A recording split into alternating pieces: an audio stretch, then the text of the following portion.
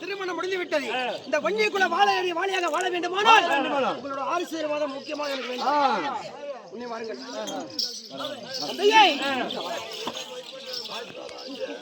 வாழ்க பல்லாண்டு பல்லாண்டு பல்லாண்டு பல கோடி நூறாண்டு எல்லாம் வல்ல இறைவன் அருள் பெற்று நோயற்ற வாழ்வு குறையற்ற செல்வமோ நோயற்ற வாழ்வு குறையற்ற செல்வமாகி இந்த வன்னிய பட்டது என்றுமே அழிவு இல்லாமல் வாழையடி வாழையாக வாழ வேண்டும் என்று என்னுடைய ஆசீர்வாதம். வார்த்தையே சித்தமாகட்டும்.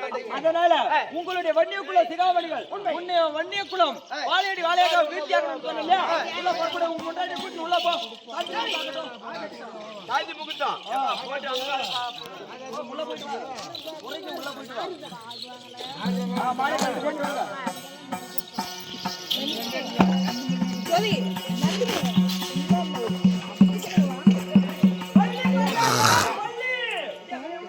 இந்த குடி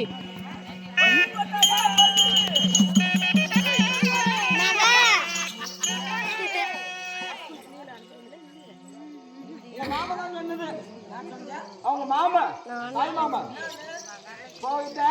பள்ளி கொண்ட என்ன படிச்சு இருந்தியா பள்ளி அப்படி என்றால் வள்ளியக்குள்ள சிகாமணிக்கு பள்ளி என்று ஒரு பேர் உண்டு. உண்மைதானமா?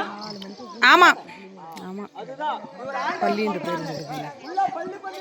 பள்ளி கொண்டு அப்படி சொல்லும்போது அன்றுதான் வள்ளியக்குள்ள சிகாமணிக்கு பள்ளி என்று ஒரு பேர் உண்டு உண்டு இல்லையா? அதனால மகனே உன்னை வாட்டப்படி திருமணம் முடிஞ்சிட்டு இரண்டு முறை ஒன்றாக சென்ற உடனே எத்தனை குழந்தை தெரியுமா? எத்தனை? 7 குழந்தைகள்.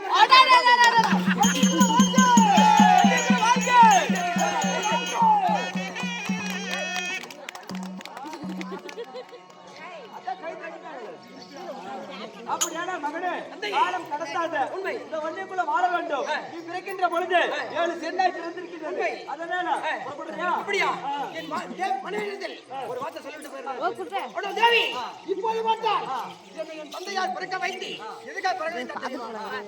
அந்த மாதாவி சூரன் என்று சொல்லக்கூடிய தேவர்களை இம்சை செய்திருக்கின்றார். அவனை அழிக்க வேண்டாம். நான் போருக்கு சென்று வருகிறேன். ஆமா, அப்படியே சென்றாங்க. போருக்கு சென்றவுடனே என் கூட பிறந்தது 32 ஆயுதம் 7 சென்னாய் பிறந்தது. நம்மளுக்கு குழந்தையை பார்த்தால் 7 குழந்தை பிறந்திருக்கின்றன. நான் போருக்கு போவது அனைவரை கூட்டிட்டு செல்கிறேன். நான் ஒரு வேளை மாண்டு விட்டால் 7 சென்னையில ஒரு நாய் வந்துவிடும். சரியா? ஒரு நாய் வந்து விட்டால் அந்த தாலியை கழித்து தனியா வைத்து விட்டு என்ன செய்யணும்? அக்கினி மூட்டி அக்கினி இறங்கி உயிர்த்தம் செய்து கொள்ள வேண்டும். அப்படி ஒரு நாய் வரவில்லையானால் கணவர் நூல் இருக்கவில்லை வந்து விடுவார். அப்படி என்று சொல்லி நம்ம இருந்து ஓடத்தில் மணிவிளக்கை ஏற்றி கற்பூர தீபம் விட்டு தேங்காய் பிடித்து வைத்து அரிகமலை காட்டிக் கொண்டு வந்து விடுவேன். அப்படியா கட்டும்? அப்படியா?